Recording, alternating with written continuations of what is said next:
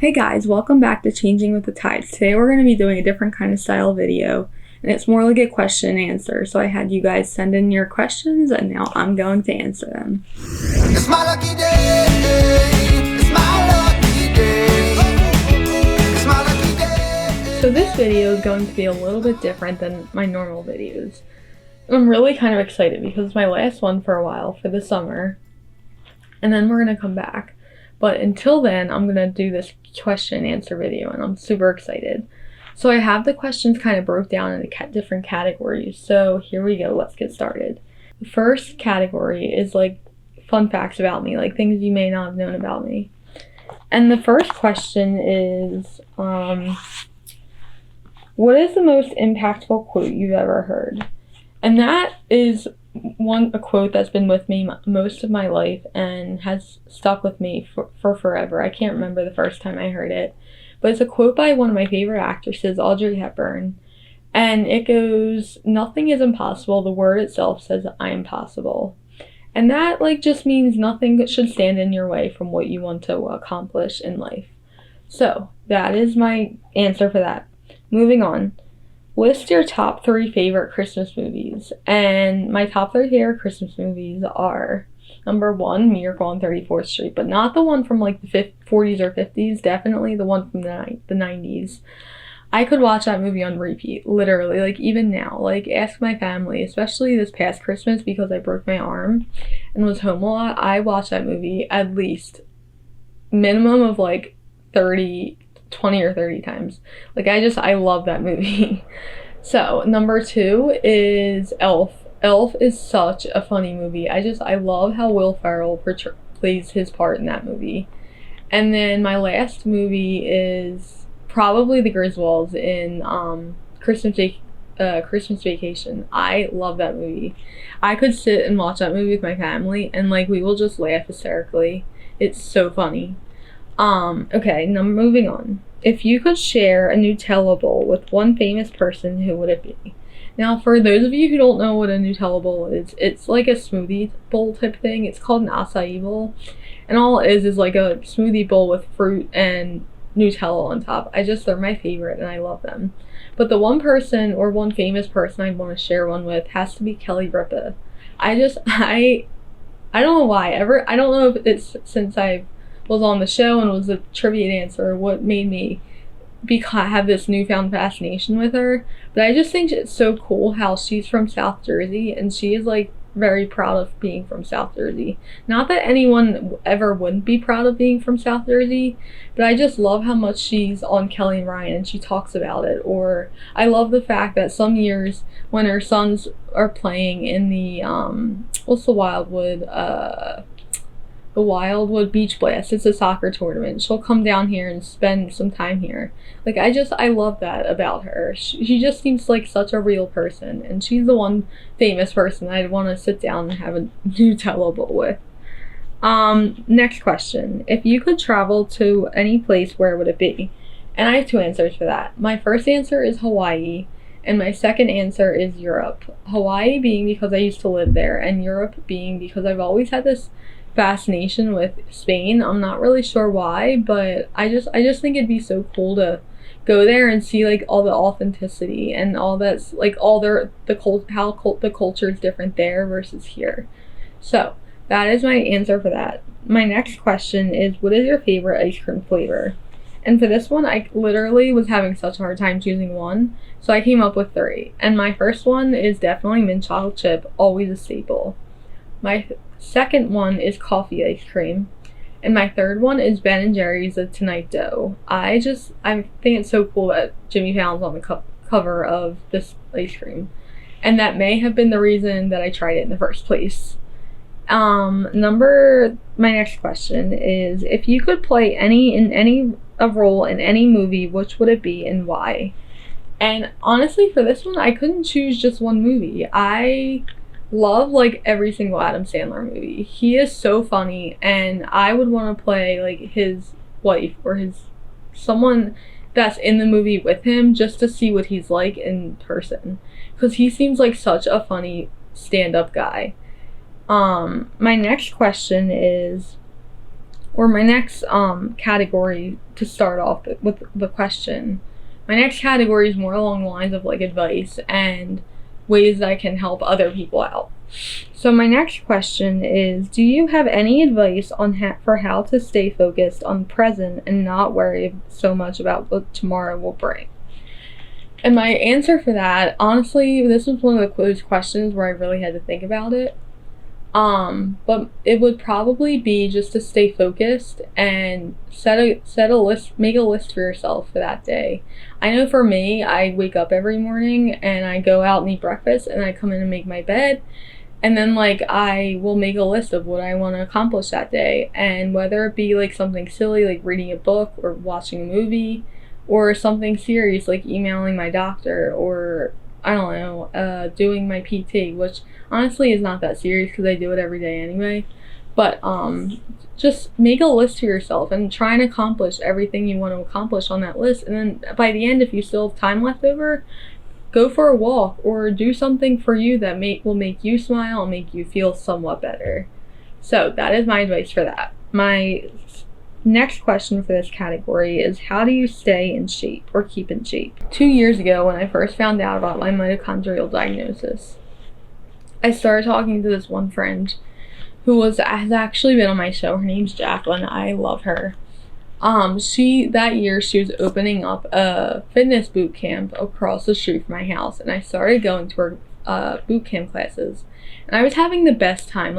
I was having so much fun, and she just was helping me out so much. And eventually I started doing personal training with her, and then I broke my arm, so I kind of had to take a break from that. But since then I have started working out more, and I've been exercising more and chair dancing more. But with all that being said, all of the above is like, I get done exercising, or I get done working out, or I get done chair dancing, and I most likely I'm exhausted and I want to take a nap, but I have a huge smile on my face because I feel like I've just accomplished this great thing. And I'm doing it not just for my to stay in shape and stay fit, but because I want to help my mental sanity and help my brain keep on track. And I'm not just doing it to stay fit and stay in shape. I'm doing it for my mental sanity, because these past couple, since quarantine started, I've been struggling a little bit, and chair dancing and doing things like that has really helped a lot. So that is my advice for that. My last question in this category is, how do you always stay so positive? And I'm gonna be honest, I've been struggling a lot recently with staying positive. It may seem like it's just normal and it's who I am, and in a way it kind of is, just because it's always been there. Like, my parents taught me well and raised me to always try and see the good in things. But I'm not gonna lie, these past couple of months I've really been struggling, and the thing that has helped me the most is just trying to find the good in any day, or find the good in any person, or find the good in anything that you're doing, and saying, look, I'm doing this for me right now. I need to do it. I need to do this to make me feel better. So that is my advice for that. It's honestly no easy thing. I'm not gonna lie, I do seem like I'm very positive and I'm always happy. But I'm not gonna lie, everyone has those days where they're just a mess and they can't keep it together, and I feel like I've had a lot of those days recently. I'm not trying to dwell on it, but I am trying to move forward from it. So I've had multiple conversations with my parents, and I'm really trying to work on it. So, but as far as staying positive, I always try and find the good in any situation, and whether that be I don't know. For example, when I found out about my mitochondrial diagnosis, I was very upset and distraught for a while, but then afterwards I realized that maybe this was God's way of saying, not I need to slow down, but it was God's timing is always right, and he always is doing something for a reason. So I just put all my faith in him and realized that there must be some purpose for this. So that is why I try and see the good in things, just for the sole reason of wanting or making me feel better, if that makes sense. So that is that. My next question, or next category, I should say, is more along the lines of me living life with a disability and how that has shaped me. So my first question for that part is, what has been the hardest thing to learn to accept about living with a disability? And that answer is definitely just day-to-day things. Like, I wake up every day and I have my schedule and I do what I need to get done, but I gotta factor in the fact that I really could fall, or I could get hurt, or I could get nauseous. But I really try hard not to dwell on that, because it's not good for me mentally, and it's just makes me famished and upset.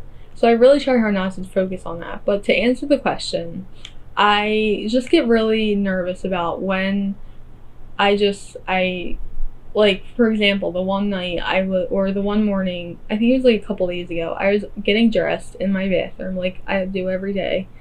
And I went to stand up, and I guess I didn't realize there was water on the ground, and I slipped.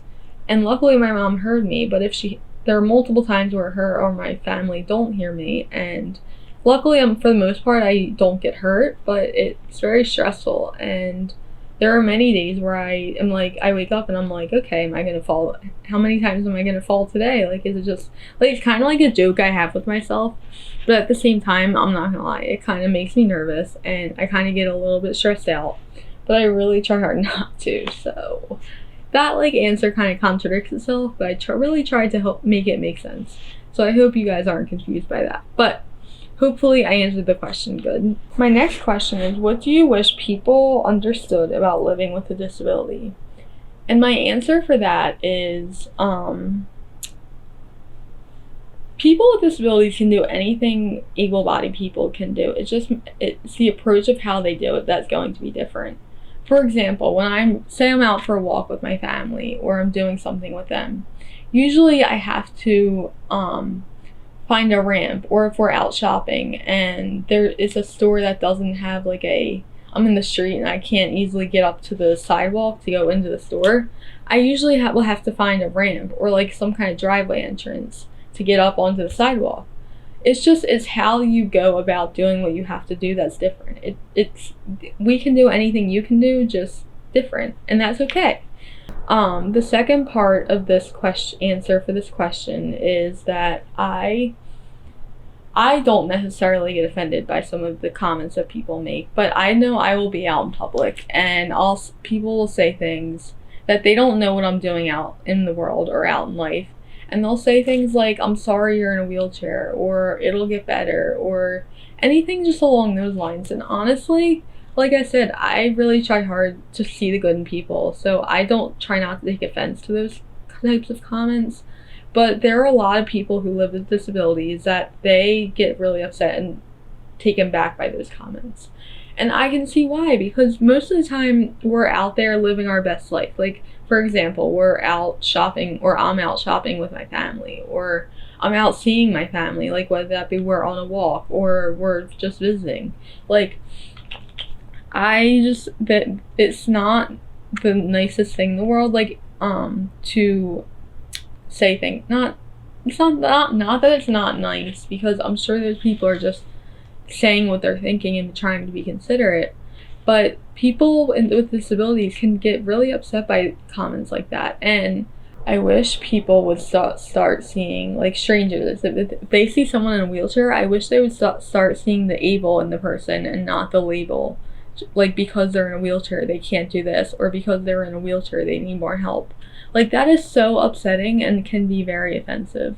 So that is my answer for that, and I hope people really try and take a point from this and start considering that when they see people in wheelchairs out in the world and get upset and, like, think they should say something about it. But say something to that person and say, like, try and be helpful, because really it's not. So that is my answer for that. Now that I've rambled a little bit, I'll move on to my next question, and that is, what is your favorite thing about your disease? The best answer I can give for that is definitely the people. I have met so many amazing people, whether that be over FaceTime or in life, like in person. I mean, there are no words to describe how many friends I have and how much I love these friends through having this different diseases throughout my life. So definitely the friends. My last question is kind of a deep one, so bear with me. But it is, how do you think your journey impacts others? And my answer for that is that my hope is that with my journey, I've been able to raise awareness and make other people out in the world know more about what I live with and what I go through on a day-to-day basis. It's nothing serious, but at the same time, it kind of is. Especially with this COVID situation going on, I need to be extra careful about what I do and how I do it and how I go about different things. So that is my answer for that. My hope is that people will I've raised awareness and I've made other people aware of what I do and how I do it. So that is the end of this video, guys. I will see you in the fall, and I love you all very much, and I hope you have a great summer. I'll talk to you soon. Mwah. Bye. It's my lucky day.